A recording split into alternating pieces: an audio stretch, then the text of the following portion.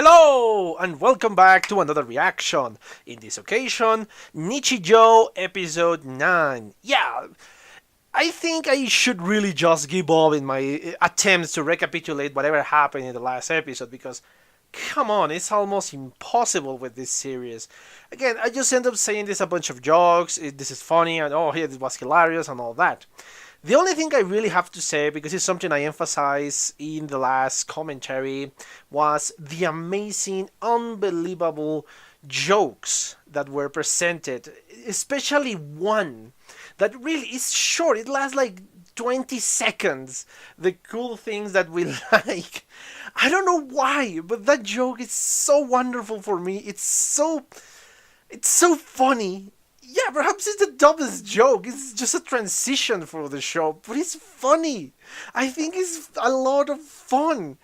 So, yeah, I don't know what that joke says about me or why I found it that hilarious, but I do. I really enjoy that joke. Anyway, yeah, I think I'm rambling now because, yeah, I will speak about how hilarious that joke is. So, yeah, let's just cut this intro and watch the video, shall we?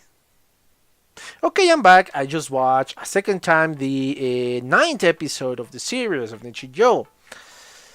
Yeah, the recapitulation of the episode. It's a lot easier after you watch it a second time, but that doesn't change the fact that, yes, it's a bunch of jokes. I love the first one. This is an exaggerated reaction from the students at the end of a test. And yes, I kind of relate that, yeah, you're tired of the test, you don't want to take it anymore.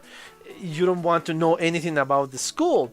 But this is taken to an extreme. I guess the poor teacher said, oh yes, I'm so proud because they pour everything they have into this test. But of course, it wasn't the case. They were just happy because no more tests, I guess.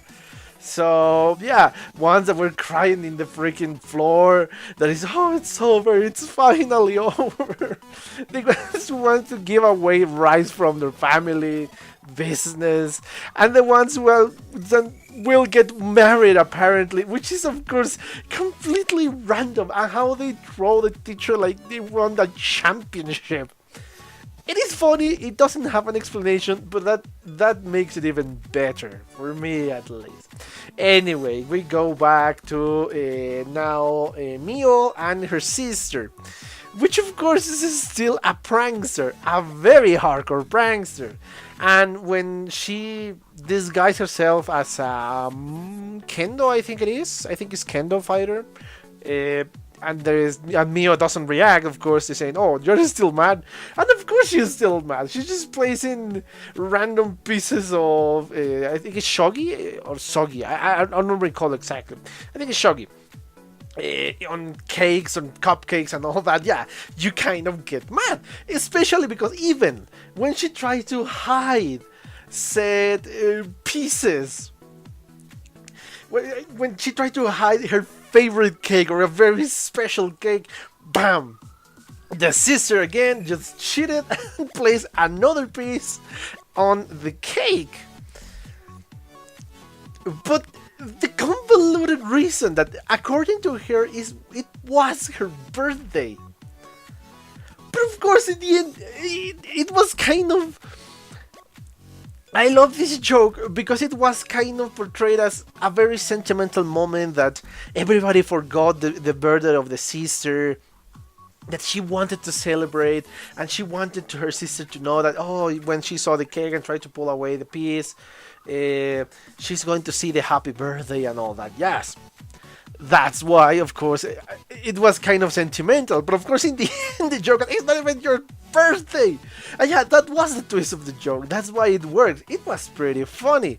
Then, of course, we return to the three students, Yuuko, Mio, and Mai. They are in a restaurant, of course, ordering different type of soups. This is a very, I guess, a specialized restaurant for soup. And they are having fun and all of that. Of course, the two of them order a very normal dish, the common dish. But of course, Yuuko has to order from the seasonal menu. So yeah, this is going to happen just on summer or fall, depending, of course, of the menu. And she ordered from that. And that's it. Of course, it takes a lot longer for them to prepare the dish. The joke is here that they actually apparently went to buy the vegetables in the moment she ordered this stuff, because we saw an old lady walking by with a bunch of vegetables and the order took way too long. I don't know if it's true. I don't know if that was the owner of the restaurant, the chef of the restaurant. But seriously, yeah, those small details that you saw in the background are the best. And of course, the end of the joke, oh yeah, just go ahead, read a magazine, because this is going to take a while, because yes, she received her soup after almost complaining and after they both finished their dishes. We go back now to, I think it was Nano and the professor. Oh no, how could I forgot? Yes, another new section, the cool things that we find cool. Now that we're young shogi players, no, nothing else. But this is still hilarious. I don't know why I found it so funny. I think the first one was funnier because it was completely out of the blue. I was not expecting anything, but once I saw Mai in the background just reading, I was expecting this one. Anyway, we go back to a topic I really am close to. The freaking mosquitoes. I hate the noise they make. I hate when I have mosquitoes in my room because yes, it's too much heat in here and I have to open a window and some of them just get inside and the noise they make. Oh man, I cannot sleep well when I hear that freaking sound. I genuinely hate that sound that the mosquitoes make. It's so annoying. So I relate to Yuuko in this part. But the spectacular part in here is the amazing techniques that she employs to fight against the mosquitoes. And she is genuinely successful, to a certain degree, of course. But my favorite part of that epic fight is when she pulled the blood of the mosquitoes off her face. Yeah, that is hilarious because it's so ridiculous. It's portraying of a visceral battle, a tremendous fight. It's just a drop of blood of the enemy, but it's just a bunch of mosquitoes. I commend her to kill so many mosquitoes in one night, but yeah, it's ridiculous and over the top. And I love when the mom arrived to the room because she wasn't happy with all the noise that Yuuko was making and just smack her in the face in several steps. That image reminded me of I think it was the Marines guide to how to compliment your kid. Let me see if I find the image. I'm gonna put it right here if I can find it. But yeah, that is very similar. The image when Yuuko was hit to this image, to the freaking military image, how to compliment your kid. Anyway, that's why I found it perhaps more funny than it should really be. We go to Helvetic Standard, a demon and an angel playing a game, and then another short section in which, of course, self-control, because Yuuko cannot shout at this electric fan, because of course it makes fun noise when you're shouting into the freaking fan at the robotic voice. It's somewhat of fun. So yeah, that is self-control from Yuuko. Amazing self-control. Then of course we go back to Nano and the professor, and apparently the professor is happy because she won. And not only that, the one part of the stick is on the outside. You can see it from from the outside. You don't have to wait until you eat the freaking popsicle and then you find out. No, you can find out. And of course Sakamoto treats him, oh come on, you're such a kid, because yeah, how could you be so happy when you win a freaking popsicle? And then bam, a crab in his food apparently is very rare, and he's so happy. Very hypocritical of Sakamoto, but that is common on him. And then of course we discover that even though it's the favorite dish, the omu rice, the professor didn't eat the freaking omu rice. Why? Because she is not hungry. And why is that? Because she ate all the snacks for the month. And of course, under the influence of Sakamoto, oh no, the food is going to spoil. And you always have room for dessert and all that, yes. And of course, Sakamoto is denying that. This, of course, means that she won't longer have the. I think it was apple juice or it was grape juice. I think it was grape juice. And of course, she's saying to me, "Oh, come on! I will not eat snacks anymore. I'm gonna do this. I'm gonna eat my vegetables." Okay, nothing of this is convincing Nano. But of course, I want to remove your key. That is what caught the attention of Nano. She returns, she's about to give her the juice, but of course, oh no, this is a trap. Just first remove the key and then I give you the juice. Okay, turn around.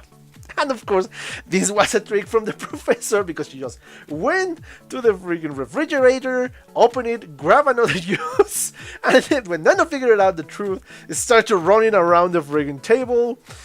Nano failed. We release a your loser on her hand. Why it was placed there, I don't know. Only the professor knows.